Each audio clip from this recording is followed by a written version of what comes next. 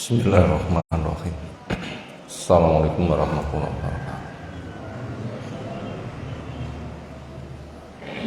Alhamdulillahirabbil alamin. Walladzi arsala rasulahu bil huda wa dinil haq liyudhhirahu 'alad dini kullih wa kafaa billahi syahida. Wa asyhadu an la ilaha illallah wahdahu la syarikalah wa asyhadu anna Muhammadan abduhu wa rasuluh. Allahumma shalli ala Muhammad wa ala alihi wa ashabihi wa man tabi'ahum bi ihsanin ila yaumiddin. Ya ayyuhalladzina amanu taqullaha haqqa tuqatih wa la tamutunna illa wa antum muslimun wa ba'du. Fa inna asdaqal hadis kitabullah wa khairal hadi hadi Muhammadin sallallahu alaihi wasallam. Syarrul umuri muhdatsatuha wa inna kulla muhdatsatin bid'ah wa kulla bid'atin dhalalah wa kullu dhalalatin finnar. Ayyuhal ikhwah, azza subhanahu wa ta'ala. Tentunya doa-doa kita tidak lupa. Terlalu sering kita lantunkan untuk mengingatkannya. Karena nasihat itu penting. Fadzakir fa inna dzikra tanfa'ul mu'minin. Sampaikan peringatan. Kenapa? Itu manfaat. Siapa yang dapat manfaat? Yang menyampaikan. Berulang-ulang. Lahan yang enggak pernah habis-habis. Siapa yang dapat manfaat? Yang mendapatkan penyampaian. Karena memang penyampaian butuh untuk diulang-ulang. Bagaikan pisau untuk tajam, mengasahnya pun juga berulang-ulang.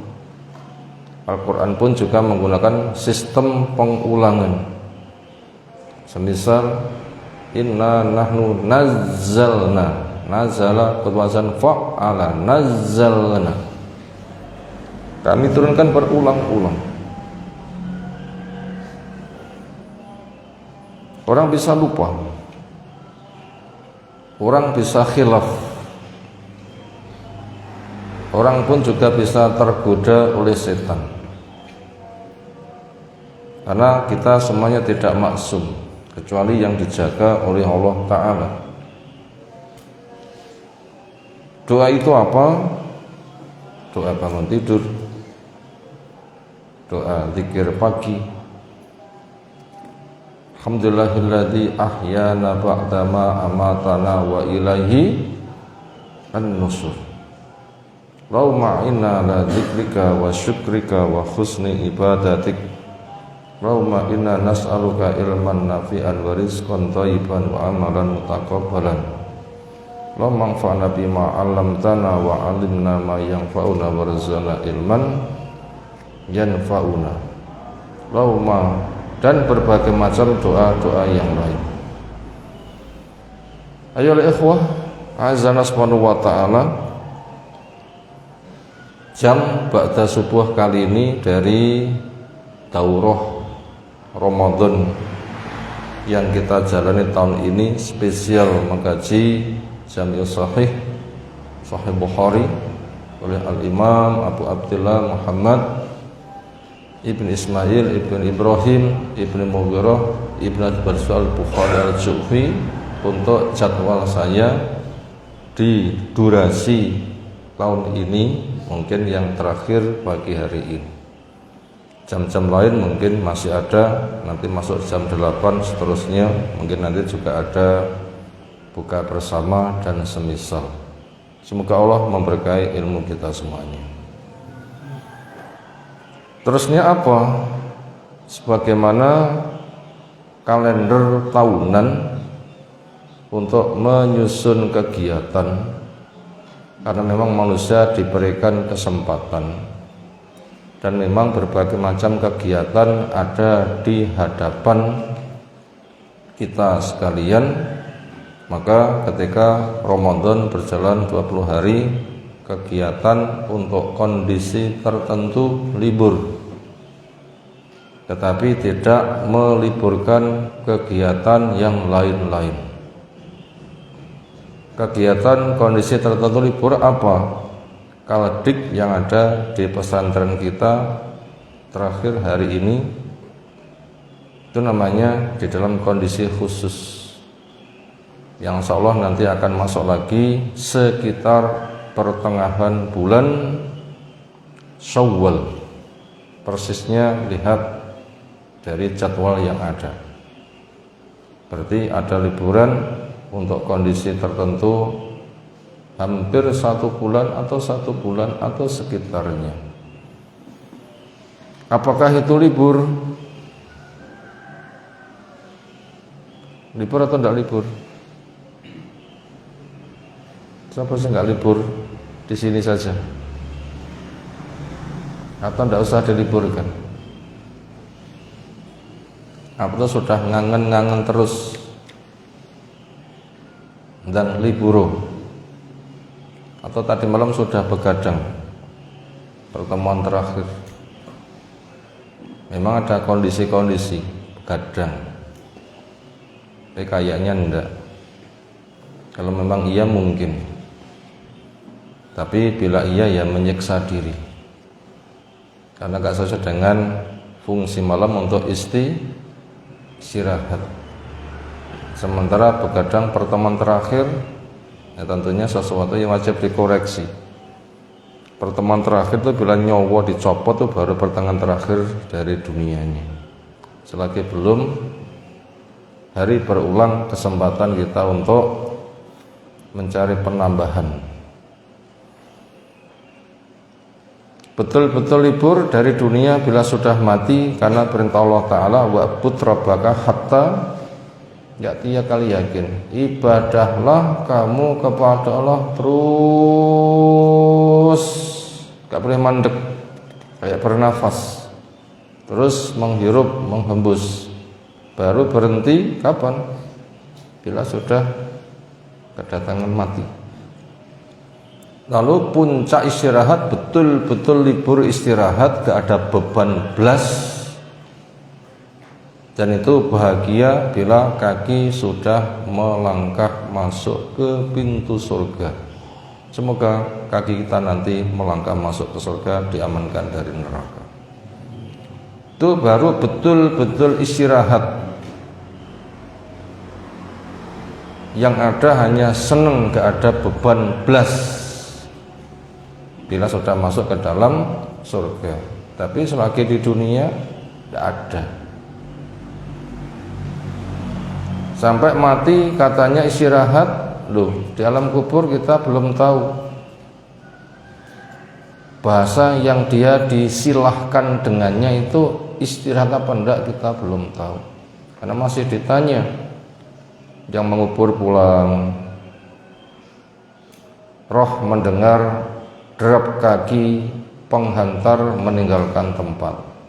Datanglah 2 malaikat berbaju biru kehitaman. Ia didudukkan, mungkin dapat himpitan kubur atau diluaskan, mungkin gelap atau dia diberi cahaya. Kemudian dia ditanya, man rabbuka, man nabiyuka, ma'il dinuka. Ketika dia belajar pemahaman yang benar, ia yakini, ia amalkan, ikhlas, taat, penuh harap, diterima, dilipat gandakan, dijaga, jadi bekal. Ada kemaksiatan, penuh waspada, sehingga dia tobat, istighfar, sepanjang menghamba pada Allah Ta'ala, penuh rasa cinta, karena memang Allah yang bisa memenuhi hak-hak hambanya. Mati dengan istiqomah, ketika proses nyawa dicabut pun juga mendapatkan hiburan. Apa hiburannya? Alla takhafu wa la tahzanu wa abshiru bil jannati allati kuntum tu'adun nahnu awliyakum fid dunya wal akhirah. Kamu gak usah takut, kamu gak usah susah, gembira saja dengan surga yang kamu dijanjinya. Saya walimu, entah duniamu maupun akhiratmu. Ini untuk mukmin ketika mati istiqomah dapat hiburan. Beratnya nyawa dicabut dapat hiburan, bahagia. Semoga kita termasuk orang-orang yang terhibur. Itu bisa menjawab proses matinya dengan istiqomah sebagai syarat, baru dia mendapatkan bahasa yang dia disilahkan untuk istirahat dengan malaikat mengatakan nam salihan, silahkan tidur yang pulas. Itu baru istirahat. Bila di waktu itu bisa istirahat, ke depannya ya istirahat. Ditambahkan pintu neraka karena kamu beriman, tempatmu itu enggak kamu tempati, ditutuplah dia. Dibukakan pintu surga, itu tempat tinggalmu, kamu beriman, kamu akan menempati, tapi belum waktunya.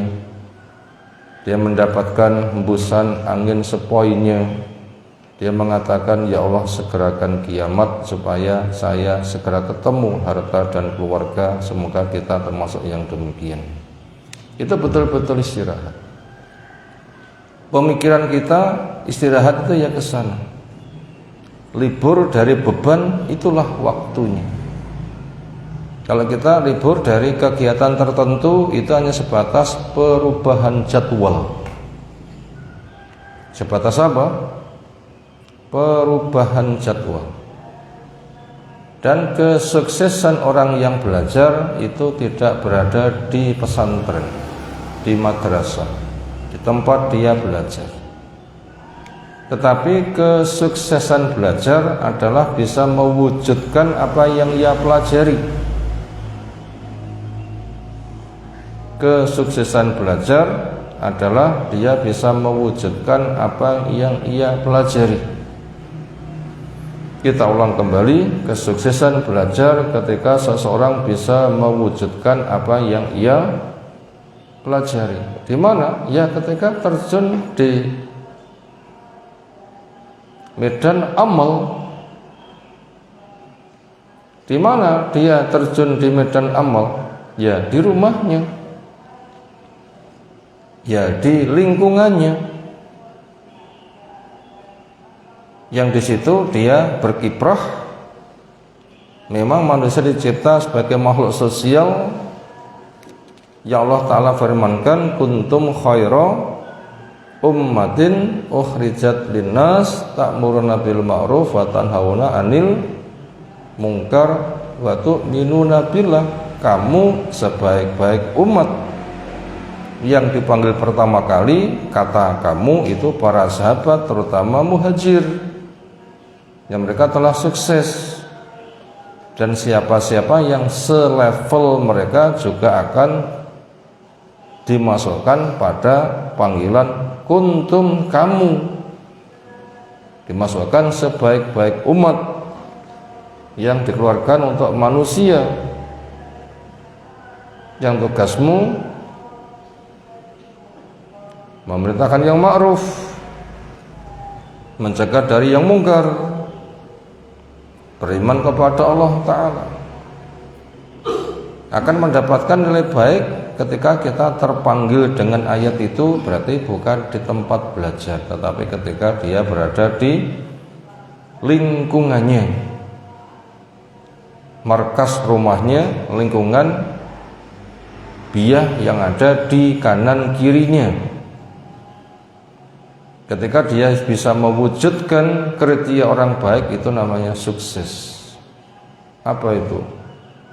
Memerintahkan yang baik, mencegah dari yang mungkar. Semuanya ditopang di atas keimanannya.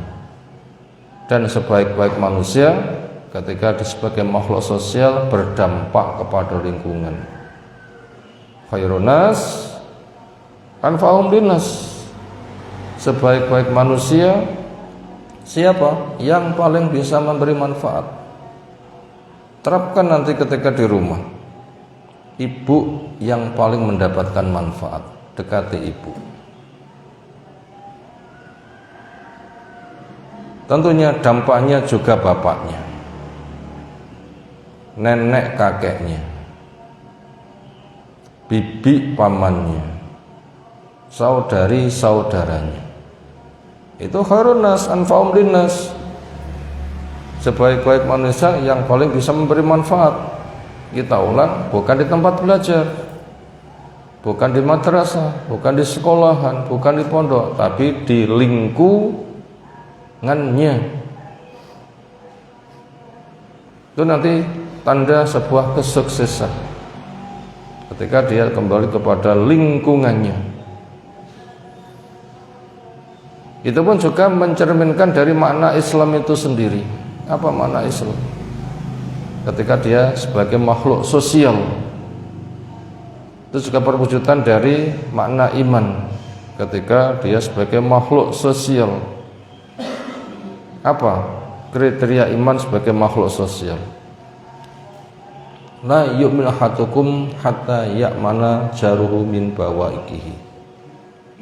Tidak sempurna iman satu di antara kamu sampai tetangganya aman dari segala macam kejahatannya. Iman membuahkan aman.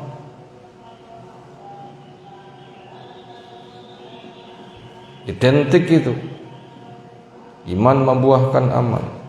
Nanti akan diuji ketika kita berada di lingkungan. Bisakah lingkungan kita hanya merasa mendapatkan aman?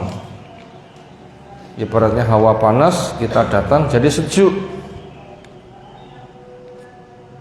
Ibaratnya kondisi gelap, kita datang jadi terang. Ibaratnya kondisi serba sibuk, ketika kita datang mereka terbantu. Ibaratnya air itu tawar, kita datang jadi manis, apalagi dengan madu. Akan terasa itu rasa aman yang ada di lingkungan. Itu tanda sukses belajar, bukan di pondok, sekolahan, tapi ketika berada di lingkungan. Dan sebentar lagi akan kembali ke lingkungan masing-masing. Demikian juga tanda keislaman ketika manusia sebagai makhluk sosial, sebagaimana dipesankan Nabi SAW, al-muslimu man salimal muslimun min lisanih wa yadih. Orang dikatakan keislamannya benar, ada tanda apa? Lingkungannya yang sama-sama sesaudara, mereka selamat. Islam punya makna selamat. Mereka selamat dari gangguan lisan, gangguan tangan. Itu kesuksesan belajar. Ketika kembali kepada lingkungan, mereka selamat.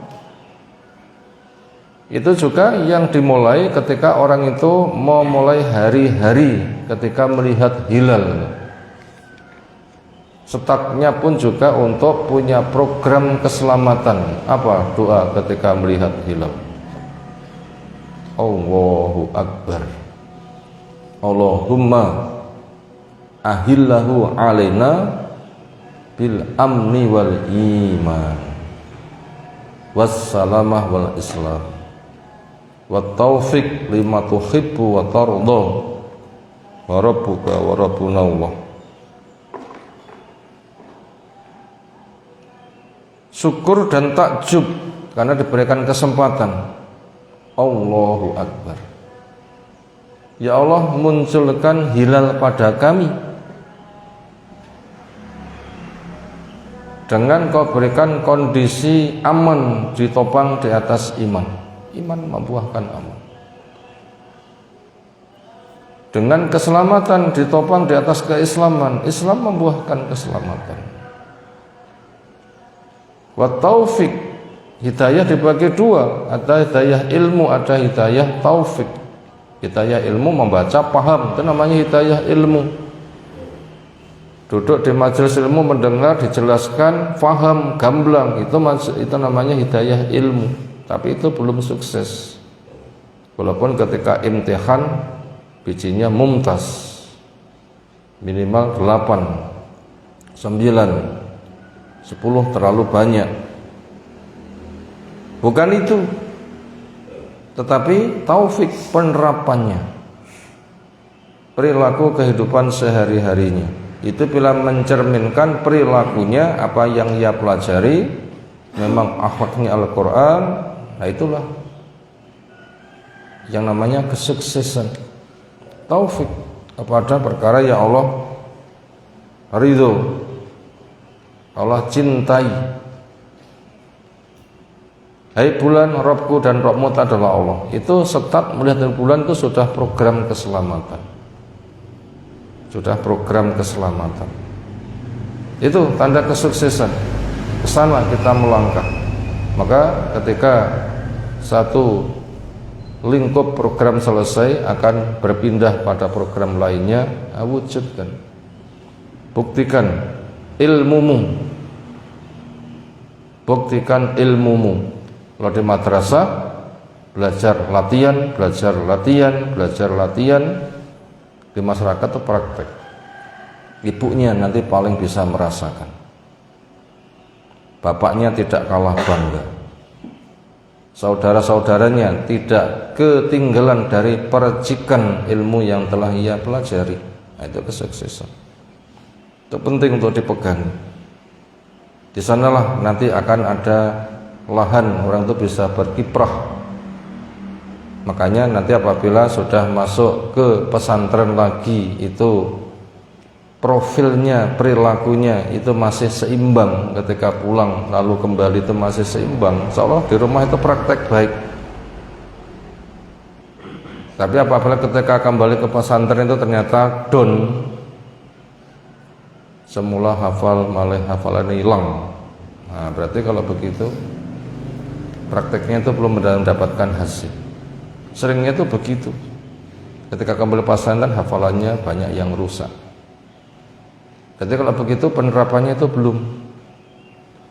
Penerapannya itu belum. Maka daripada itu, langkah yang kita siapkan untuk itu semuanya adalah jangan dianggap liburan itu liburan, tapi cuma pindah program. Liburan itu bukan liburan, tapi pindah program. Yang pertama program pemahaman, pembekalan, pelatihan. Ketika pindah kepada pempraktekan. Siapa ketika pulang praktek ternyata masih keberatan, ya Allah, ternyata yang saya pelajari selama ini ketika saya gunakan untuk praktek masih terasa kurang, masih terasa kurang, masih tersiok-siok. Menghadapi A saya belum bisa menyelesaikan, menghadapi B saya belum bisa menyelesaikan, menghadapi C saya belum bisa menyelesaikan. Di depan ibuku ternyata saya masih banyak di training, di depan bapakku cek banyak diseneni, di depan saudaraku cek banyak dicebei, di depan masyarakatku ternyata masih belum dijadikan orang yang dipedulikan. Kalau gitu masih kurang, kalau gitu pembekalannya. Sehingga ketika kembali ke madrasah nanti akan mengadakan pendalaman. Kenapa? Tahu butuhnya, tahu butuhnya. Itu langkah yang wajib kita siapkan. Makanya pertama kali yang kita siapkan adalah liburan itu bukan liburan tapi pindah program kegiatan. Bila kita bisa berpikir ke sana, insya Allah kita nanti akan ada tahapan-tahapan yang nanti akan mendapatkan hasil. Maka daripada itu istiqomah itu wajib untuk kita jaga. Ilmu terus, murojaah terus. Apalagi kita masuk pada 10 hari terakhir, ketika itikaf yang ditunjukkan Nabi SAW itu selesai salat subuh masuk ke tempat itikafnya. Untuk seorang imam di sebuah masjid boleh membuat sebuah bilik walaupun tidak harus. Untuk jamaahnya tidak diperbolehkan untuk membuat bilik sendiri-sendiri. Karena Nabi SAW ketika membuat sebuah kamaran bilik di masjid, orang-orang diantaranya istrinya sama bikin. Ternyata beliau tidak itikaf di Ramadan, tinggalkan semuanya lalu menggantinya di bulan Syawal. Itu dimulai iktikaf itu adalah subuh. Untuk mendapatkan malam potensi qadar pertama yaitu 21, itu dimulai hari 20. Bila bisa full 10 hari luar biasa. Tidak bisa hari ganjilnya. Subuh hari ke-20 siap untuk menyambut malam 21. Subuh hari ke-22 siap untuk menyambut malam 23. Subuh hari yang ke-24 siap untuk menyambut malam 25. Subuh hari ke-26 siap menyambut malam 27. Seolah 27 itu puncak, potensinya paling besar. Subuh hari ke-28 siap menyambut malam 29. Nah begitu. Makanya upayakan ketika pulang itu iktikaf. Gerakkan masyarakat ke masjid. Makanya tempat yang kita berkiprah, setat yang paling utama adalah rumah dan masjid. Dari rumah nanti cahaya memancar kepada anggota keluarga, dari masjid nanti akan memancar kepada lingkungan yang ada di masyarakat. Semuanya berangkat dari rumah dan masjid. Semuanya berangkat dari rumah dan masjid. Berangkat dari rumah memang ada perintah ku anfusakum wa ahlikum naro, jaga dirimu, jaga keluargamu dari api neraka. Dari rumah setat, cahaya memancar. Seluruh anggota keluarga ruangannya nanti akan bercahaya. Memang ada perintah seperti itu. Untuk masyarakat luas berangkat dari masjid. Berangkat dari masjid, sehingga cahaya masjid nanti akan menerangi lingkungannya. Tempat itu selalu tempati. Sehingga ketika orang Islam itu mencari markas, markasnya dua. Kalau tidak di rumah ya di masjid. Waktu senggang itu adalah untuk mencari bekal. Waktu senggang itu mencari bekal. Nah begitu. Pada jam-jam kerja itu mencari bekal. Untuk bercahayanya cahaya yang ada di rumah, bercahayanya ketika ada di masjid. Nah, ini penting sekali. Pembekalan kita menuju ke sana. Maka lingkungan kita ketika kita masing-masing berada di masyarakat, markas kita dua. Apa? Rumah dan masjid. Bukan pos kamling, bukan swalayan, bukan di perempatan, bukan di mal-mal, tetapi markas kita di masyarakat itu dua, rumah dan masjid. Itu ke sana. Penting sekali. Lalu berikutnya, hakikat orang berhari raya, orang terasa bahagia, itu akan bisa benar didapatkannya ketika paham makna aslinya, sehingga ketika berkembang kepada tafsirannya nanti tidak bias. Hari raya yang dimiliki kaum muslimin supaya disebut dengan kata asli, dan itu dua jumlahnya. Apa itu? Idul Fitri dan Idul Adha. Seringnya orang mengubah dengan istilah yang lain. Apa itu? Lebaran dan Riyaya Kurban. Diupayakan kita tidak mengubah dengan kata yang lain. Pakai kata pokok. Idul Fitri ya Idul Fitri. Jangan diganti Lebaran. Lebaran itu filsafat dari sesuatu kata yang semisal jumlahnya 4. Apa itu? Lebaran. Nah, pertama diawali dengan laburan. Yang kedua menjadi lebaran. Yang ketiga menjadi leburan. Yang berikutnya menjadi lubiran. Angkat tangan, ulang 4 kata ini. Ayo. Apa monggo? Meh podo. Pertama, laburan, omahe dilabur, dicat, dibenahi. Yang kedua, lebaran, barbaran, artinya wis riyayan, sudah habis Ramadan, masuk Idul Fitri, yaitu bulan Syawalnya, itu lebaran. Kemudian berikutnya orang keliling untuk acara leburan, katanya ngelebur dosa,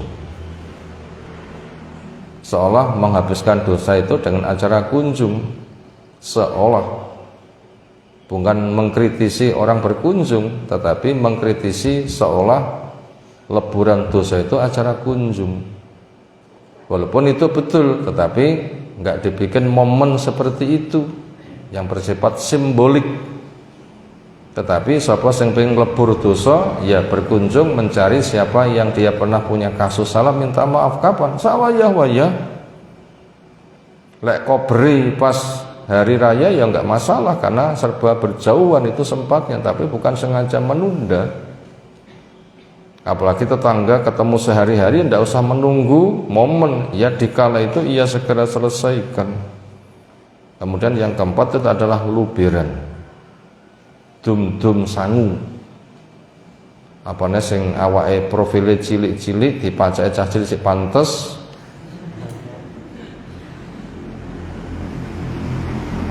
gawe baju cilik dolan-dolan ku sangune akeh.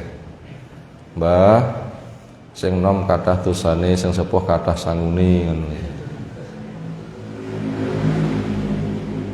Sapa ki awake cilik-cilik iki?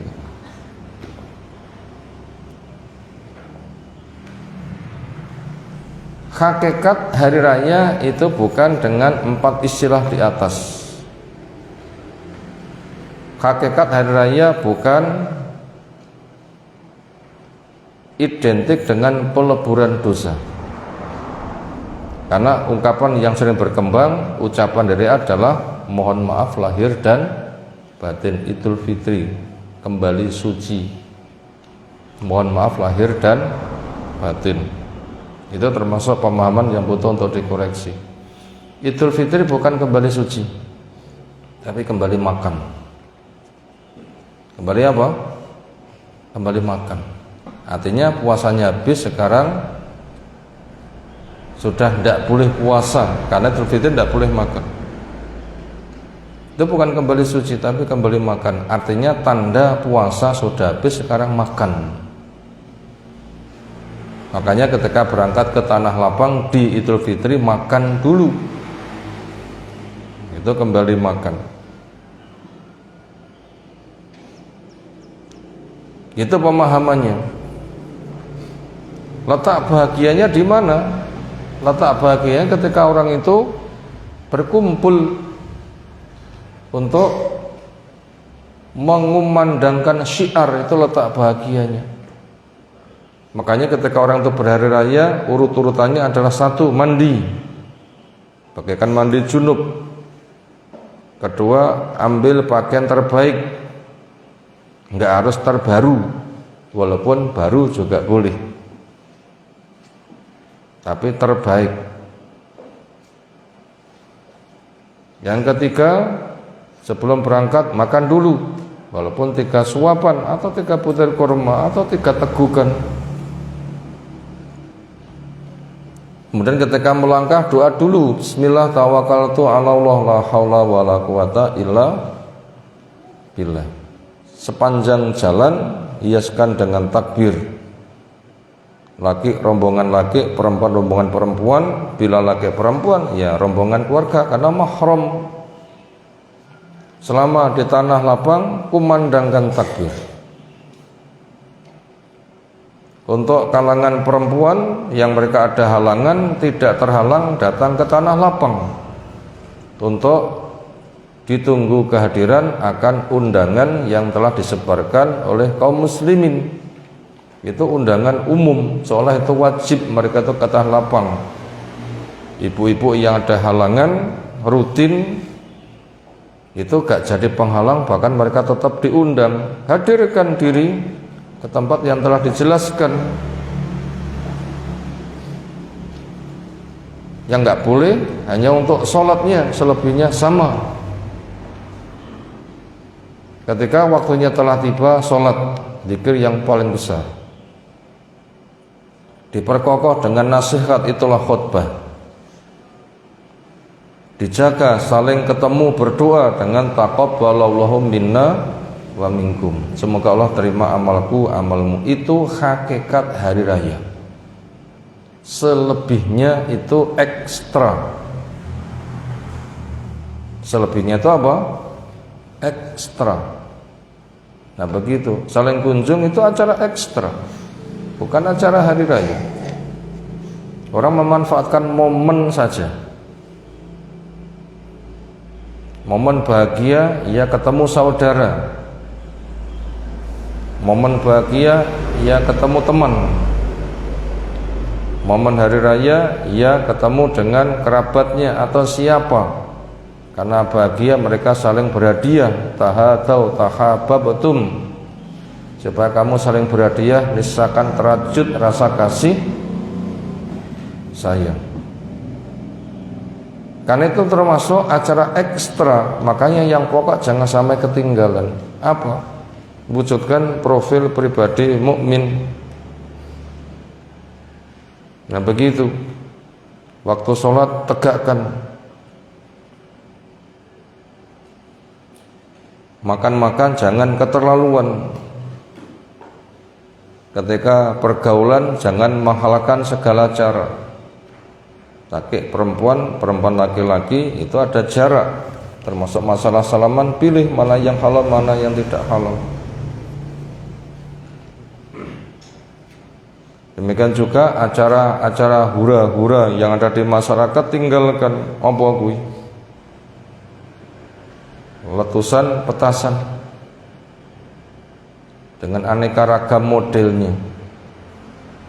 Beberapa bulan yang lalu di daerah Blitar, praktis seperti itu meledos. Yang jadi korban berapa? Rumahnya, tetangganya. Itu habis-habisan itu. Tinggalkan. Yang kadang itu lingkup masjid itu menjadi markas. Bila orang itu kesana kemari, bekas ledakan petasan di mana yang paling banyak? Di lingkup masjid. Kenapa itu kok jadi pencemaran masjid dengan acara yang tidak syar'i, bahkan termasuk dari simbol-simbol setan. Kenapa? Itu menghambur-hamburkan harta.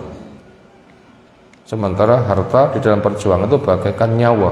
Sementara itu digunakan untuk pesta setan. Ya tidak boleh yang seperti itu.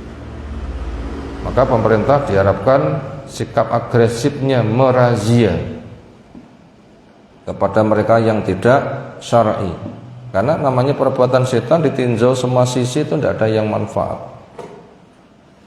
Tidak ada yang manfaat.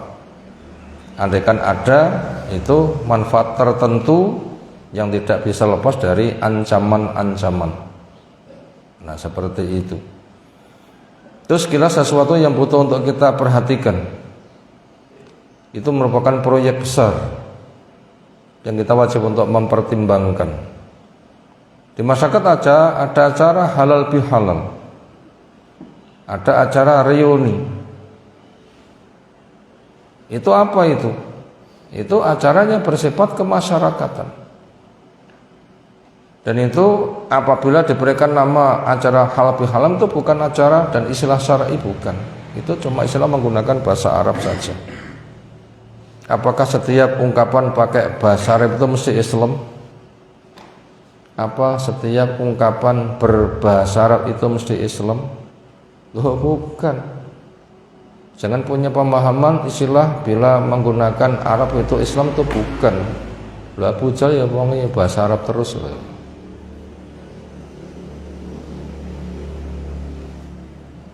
Iya kan? Abu Jahal itu ngomong Arab terus loh. Kapan Abu Jahal ngomong kayak basa Jawa?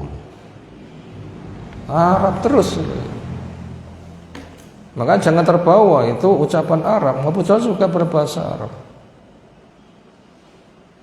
Ucapan syar'i itu ada definisinya, ada dalilnya.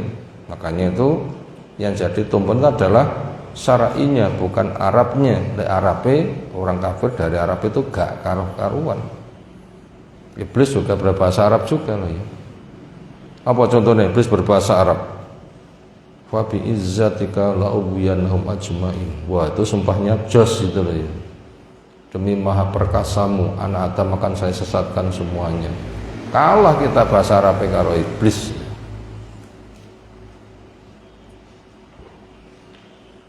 Makanya halal bihalal itu bukan istilah syar'i tapi istilah menggunakan bahasa Arab. Benar tidaknya itu sangat dipengaruhi ilmu si pelaku. Ketika mereka punya ilmu juga akan menghias acara yang baik. Ketika mereka nggak punya ilmu, ya menghias dengan konsekuensi nggak ada ilmu itu jahil. Makanya orang mengadakan acara halal bihalal itu satu model dengan itu berbeda-beda sesuai dengan kadar ilmunya. Makanya bila kita mendengar kata itu dicek dulu bagaimana prakteknya, karena itu perkara mubah saja itu. Akan berubah jadi pahala atau dosa lihat prakteknya. Reuni pun juga demikian. Maka kita tidak condong dan tidak antipati tetapi lihat kenyataannya. Kenapa? Itu barang kedunia bersifat mubah awalnya. Condong itu ketika syar'i, antipati itu ketika memang menyelisihi. Artinya begitu. Maka orang yang bikin acara halal bihalal, acara reuni antara panitia A, panitia B, panitia C, keluarga A, keluarga B, keluarga C, bani A, bani B, bani C, itu model itu macam-macam, ada yang syar'i, ada yang tidak syar'i. Maka lihat kenyataannya, bukan peristilahannya. Kemudian tentang momen yang sedang sering berkembang di masyarakat, Idul Fitri kembali suci, itu jauh dari makna yang benar. Karena fitri itu masdar dari kata fatara fatron fitron, punya makna makan, akala ausariba. Idul Fitri itu kembali makan. Adapun siapa yang pengen suci, ya suci itu dengan tazkiyatun nufus, mensucikan jiwa. Apa itu? Ya resep syar'i yang menyebabkan dosa itu tergugurkan, akan kembali kepada suci. Bila orang itu mengkaji tema tentang tazkiyatun nufus, mensucikan jiwa, bahwasanya rukun bi'tsah, para nabi, para rasul itu diutus diantaranya sebagai orang yang punya tugas untuk mensucikan jiwa. Wa yuzakkihim, untuk mensucikan jiwa. Dengan tugas yang diemban paling penting hasilnya kesucian jiwa. Apa tugas yang diemban para nabi, para rasul yang paling penting? Muallim. Apa? Muallim. Menyebarkan ilmu, menyebarkan ilmu itu rukun fi'sah, landasan fondasi terkuat para nabi, para rasul diutus itu untuk guru, pengajar, memahami, mengamalkan, menyebarkan. Siapa yang mau menerima pengajaran ilmu nanti akan menyebabkan jiwanya suci. Karena gelapnya kebodohan diterangi dengan ilmu, noda-noda yang ada di hati dengan syirik dibersihkan dengan ilmu, adanya tauhid, perilaku yang jauh dari kebenaran dengan bid'ah atau maksiat dengan ilmu nanti akan bisa dibenahi, dan semua kiprah nanti akan ke sana. Itu proses kesucian. Makanya yang menyebabkan dosa itu habis itu adalah ilmu yang berkonsekuensi, akidah yang benar, ibadah yang lurus, akhlak yang mulia. Karena innal hasanat yudhibuna as-sayyi'at, amal yang baik itu akan busuk kepada yang buruk-buruk. Syawal nggak ada jaminan orang itu terhapus dosanya. salaman tidak ada jaminan terhapus dosanya. Maaf-maafan tidak ada jaminan untuk terhapus dosanya. Bahkan malah dikhawatirkan di bulan Syawal malah banyak kemaksiatan. Maaf-maafan belum tentu itu benar. Walaupun yang salah itu butuh meminta maaf. Dan seterusnya. Semuanya tetap kembali kepada koridor syar'i yang butuh untuk diperhatikan itu semuanya. Ini penting untuk kita perhatikan. Bulan berikutnya jangan lupa untuk zakat fitrinya untuk disiapkan. Sekira punya kemampuan maka masing-masing nanti bisa mengeluarkan zakatnya. Nah, perlu nanti bisa memikul beban adiknya. Setidaknya nanti matur pada orang tuanya, Bu, Pak, saya sudah mengeluarkan zakat fitri dari sisa-sisa uang saku. Itu termasuk langkah untuk mandiri. Termasuk saya masih punya sisa, adiknya saya bayarkan. Itu walaupun ringan, tapi nanti akan memancing perhatian orang tua. Kenapa? Anak mikir untuk jadi pemikiran dewasa, ingin menyelesaikan permasalahannya, bukan malah minta dibayarkan jaluk tambah. Kenapa? Untuk ngumpulkan sanggup bodo, bukan begitu. Tapi upayakan untuk punya kemandirian untuk membayar apa? Zakat, bentuknya to'am, bahan makan, bukan uang. Dan waktu terakhir dibayarkan ketika orang itu belum sholat Idul Fitri, dan boleh dikerjakan beberapa hari sebelumnya. Ini masalah penting untuk kita perhatikan seputar kondisi ke depan di lingkup akhir Ramadan, awal bulan Syawal. Semua orang menyiapkannya, makanya pembekalan wajib untuk kita siapkan, dan itu merupakan medan dakwah. Dan kesuksesan penuntut ilmu itu bukan di madrasahnya, tapi ketika sudah kembali kepada lingkungannya, jadikan rumah dan masjid sebagai markas. Insyaallah siapa yang bisa seperti itu nanti akan mendapatkan tanda-tanda kesuksesan di dalam pencarian ilmu syar'i. Semoga Allah memahamkan dan memberkahi kita semuanya. Ini mungkin pertemuan terakhir di dalam daurah kita kali ini yang kita sampaikan. Tidak mengaji kepada kitab, waktunya pun juga hampir 1 jatah. Semoga apa yang tersampaikan bisa menjadi pembekalan buat kita semuanya. Walhamdulillahirabbil alamin. Ada tanggapan? Silakan.